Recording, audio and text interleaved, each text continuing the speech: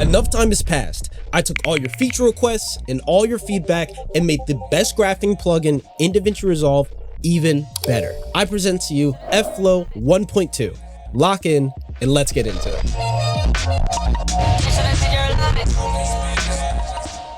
So in order to install FFLOW, either go to the hip linked in the description or join my Discord server with the latest download.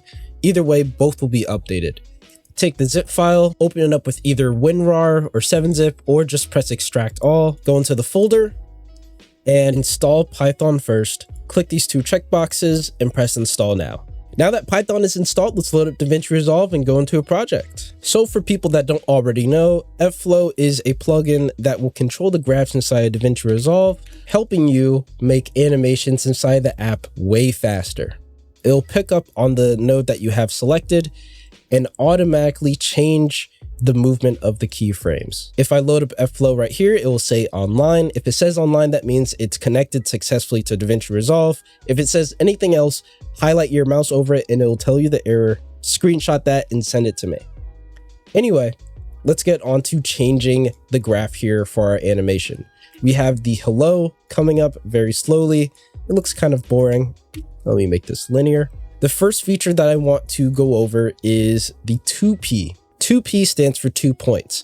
If you have an animation that is 2 points inside of your graph, it will automatically change and the graph will follow suit with how it works in the UI. Now, if it's not automatically changing, that means you need to go into settings and turn on auto apply to Fusion on release.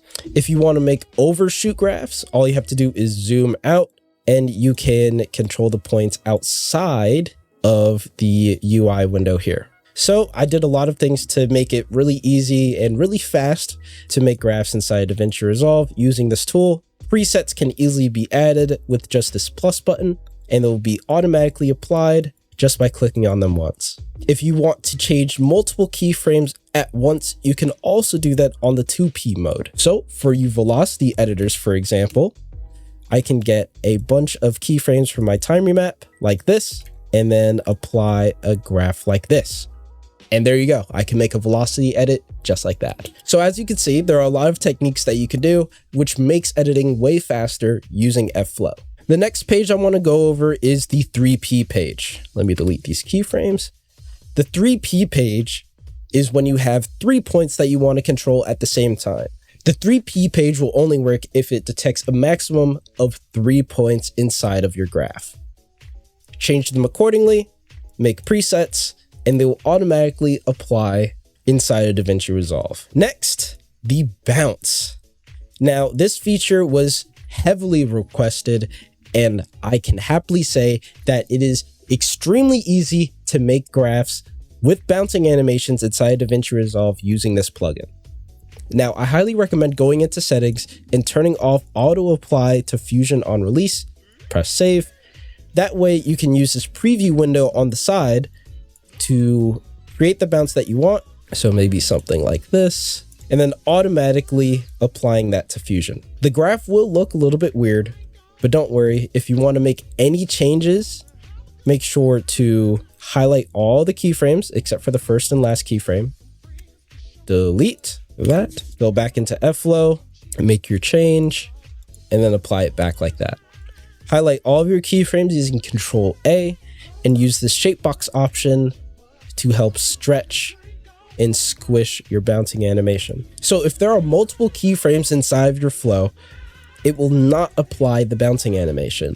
In order to make this work, it needs a maximum of 2 keyframes.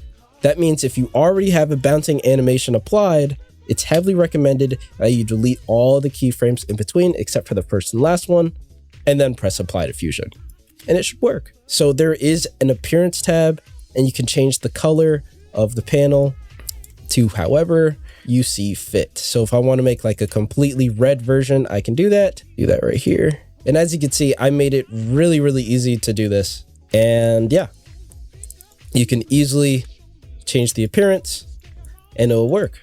So yeah, that's pretty much it for FFLOW inside Davinci Resolve. I hope you guys enjoyed the 1.2 update. And thank you so much, Myson, for creating the source code and creating this app and doing so much good work for it. And yeah, This is officially supported on Mac, by the way, so enjoy that download. My name is CloutVFX. See you next time.